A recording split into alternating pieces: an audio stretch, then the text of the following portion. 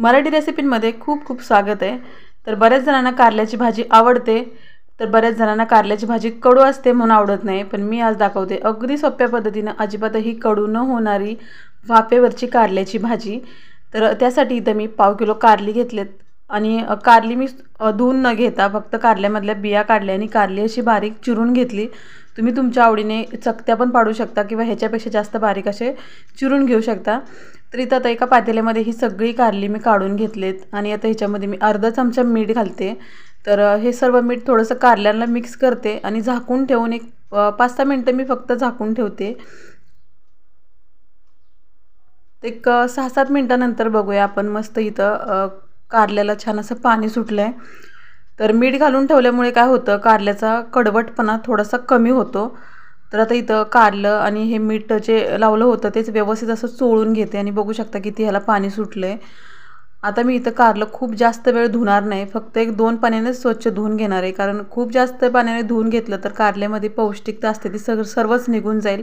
त्यासाठी खूप जास्त वेळ धुणार नाही, फक्त एक पहिल्या पाण्याने मी व्यवस्थित असं चोळून धुणार आहे आणि दुसरं पाणी फक्त याच्यामध्ये घालून ते काढून टाकणार आहे। इतकंच या कारल्याला मी स्वच्छ असं धुवून घेणार आहे।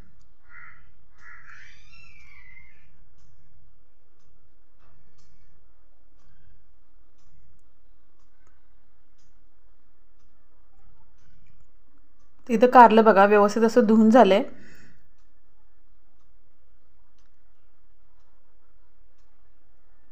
कढईमध्ये मी तेल गरम करायला ठेवलंय, याच्यामध्ये एक अर्धा चमचा जिरं घातलंय, त्याचसोबत 1-2 चिमूटभर मी इथं हिंग पण घातलाय। त्याच्यानंतर एक 4 लसणाच्या पाकळ्या मी ठेचून घेतल्यात, खूप जास्त लसूण नाही, 4च पाकळ्या फक्त ठेचून घेतलेत। त्याचसोबत एक 4-5 पानं कढीपत्त्याची घेतलेत। त्याचसोबत बारीक चिरून घेतलेला एक कांदा घेतलाय। आता या कांदा या तेलावरती मी फक्त मिक्स करून घेणार आहे, अगदी परतवत बसणार नाही किंवा लाल होईस तोपर्यंत आपल्याला हा परतवून घ्यायचा नाही, फक्त मिक्स करून घेतलाय। आता कांदा मिक्स करून झालाय आणि कांदा आता कच्चाच आहे, तर त्याच्यामध्ये जे मी कारलं स्वच्छ असं धुवून ठेवलं होतं तर हे कारलं मी या कांद्यावरती घालून घेते।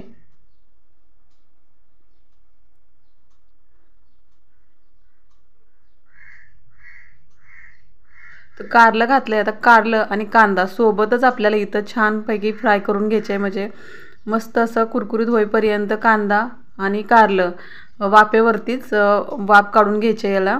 तर आता मिक्स करून घेतलंय बघा, कारला आणि कांदा व्यवस्थित मिक्स केलाय। तर याच्यामध्ये मी कुठले मसाले घातले नाहीत आणि गॅस अगदी कमी ठेवला नाही, तर मध्यम ते मोठ्या गॅसवरती हे कारलं मी चांगलं वाफवून घेणार आहे 1-5-6 मिनिटं। तर आता एक झाकण घालते आणि एक 2 ते 3 मिनिटं मोठाच गॅस ठेवलाय। एक 2 मिनिटानंतर मी हे कारलं परत एकदा व्यवस्थित असं मिक्स करून घेते। अगदी खूप जास्त वेळ लागत नाही, अगदी एक 5-6 मिनिटांमध्ये आपलं कारलं आणि कांदा चांगला असा भाजून होतो। तर इथे 1-2 मिनिटानंतर बघा मी ते कारलं व्यवस्थित असं मिक्स करून घेते। तर परत आता ह्याच्यावरती झाकण घालून परत 1-2 ते 3 मिनिटांनी असंच या पद्धतीने कारलं व्यवस्थित असं परतवून घ्यायचं, म्हणजे छान दोन्ही साईडून कारलं परतलं जाईल आणि भाजलं पण जाईल। आणि गॅस अगदी कमी ठेवायचा नाही, गॅस कमी ठेवला तर खूप जास्त पाणी सुटेल आणि कांदा आणि कारलं व्यवस्थित असं तेलामध्ये परतलं जाणार नाही त्यासाठी। तर इथं बघू शकता तर थोडासा रंग बदलला आहे कांद्याचा सुद्धा आणि कारल्याचा सुद्धा। तर व्यवस्थित मिक्स करून परत झाकण घालते आणि परत एकदा चांगलीशी वाफ काढून घेते। जेव्हा आपण डब्याला साठी किंवा जेवणासाठी करू तर अगदी 10 मिनिटांमध्ये ही रेसिपी तयार होते, खूप जास्त वेळ लागत नाही। तर इथे बघा आता एक 2-3 मिनिटांनी परत मी मोठ्या गॅसवरती ठेवलं होतं आणि बघू शकता इथं कारल्याचा सुद्धा आणि कांद्याचा सुद्धा रंग बदलला आणि दोन्ही सुद्धा छान असं तेलावरती भाजले गेले। तर या पद्धतीने आपलं कारलं आणि कांदा या तेलावरती भाजून घ्यायचे। कांदा मी ह्यासाठी अगोदर भाजून घेतला नाही, कारण अगोदरचा कांदा खूप जास्त भाजून घेतला असता तर खूप जास्त करपला असता त्यासाठी।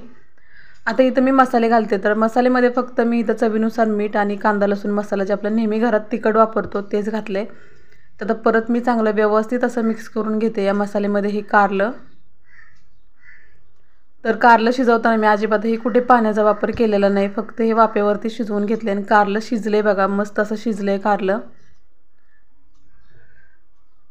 आता इथं भरपूर कोथिंबीर सुद्धा घालू शकता,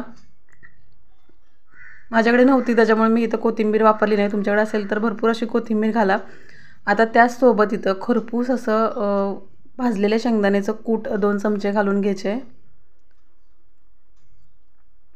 आता शेंगदाण्याचं कूट घातल्यानंतर हे कारलं छानपैकी व्यवस्थित एखादा मिनिटभर चांगलं मिक्स करून घ्यायचं, परतवून घ्यायचं.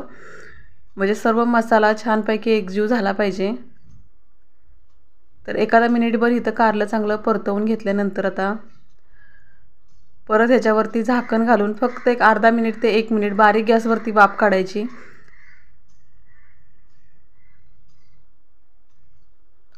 अगदी आपल्या घरात लहान मुलं सुद्धा कारलं खात नसतील ना, तर ते सुद्धा कारलं खातील. इतकं मस्त असं कारलं तयार होतं, अजिबातही कडू लागत नाही.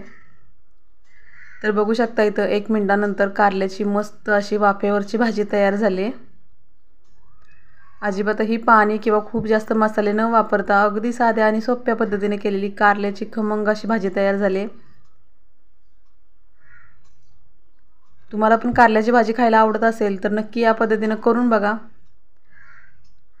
तर सकाळच्या गडबडीत डब्यासाठी सुद्धा अगदी झटपट होणारी कारल्याची भाजी आहे. त्यासोबत खूप जास्त मसाले किंवा खूप जास्त घाटण न घालता अगदी झटपट अशी ही भाजी तयार होते. तर बघा इथं मस्त अशी कारल्याची भाजी दिसते. त्यासोबत चवीला अप्रतिम आणि मस्त अजिबातही कडू नसणारी कारल्याची भाजी. तर या पद्धतीने केली नसेल तर एकदा जरूर करून बघा. चॅनलवरती नवीन असाल तर सबस्क्राईब करा, लाईक करा, शेअर करा आणि कमेंट करून सांगा मला तुम्हाला भाजी कशी वाटली. तर चला भेटू अशा छानशा साध्या सोप्या रेसिपीसोबत.